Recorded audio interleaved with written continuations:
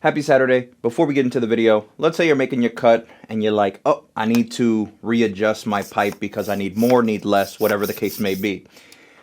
If your quick release button is not working, it's because it has a certain, let me just zoom in action right there. It needs to come to a certain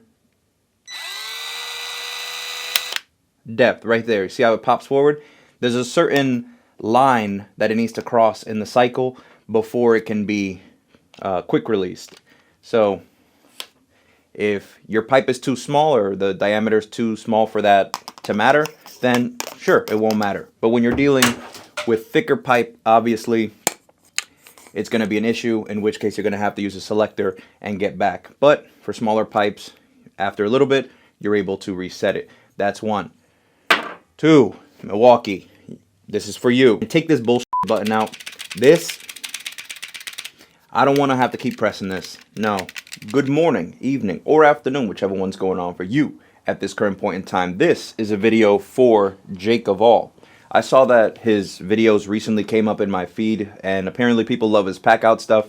So I saw that he was doing a little bit of something with his pool, trying to get the temperature adjustment. He was cutting some PVC, came across his M12, and he was having a bit of an issue, so hope this video helps. And first of all, yes, he is right.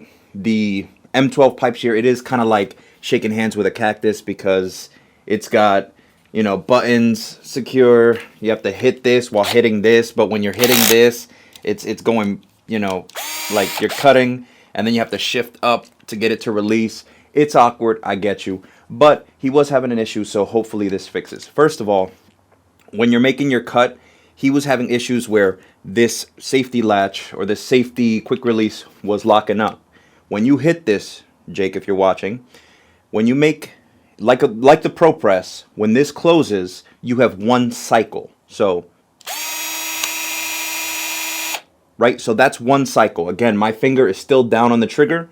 All you have to do is hit it, and it will open every single time that you release. Now, what happens is what you were doing is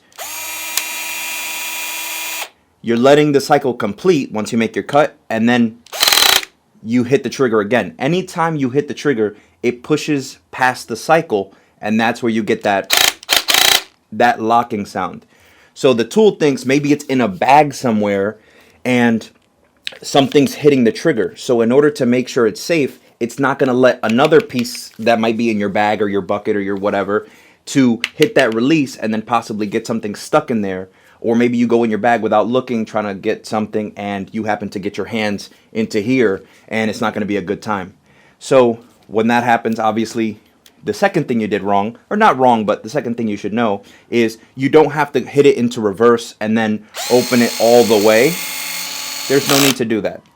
All you have to do is once you close it and you're stuck in that position, all you have to do is back it up just till it's back in the range of motion for that cycle. So even there, you're then able to release it. You don't have to go all the way back.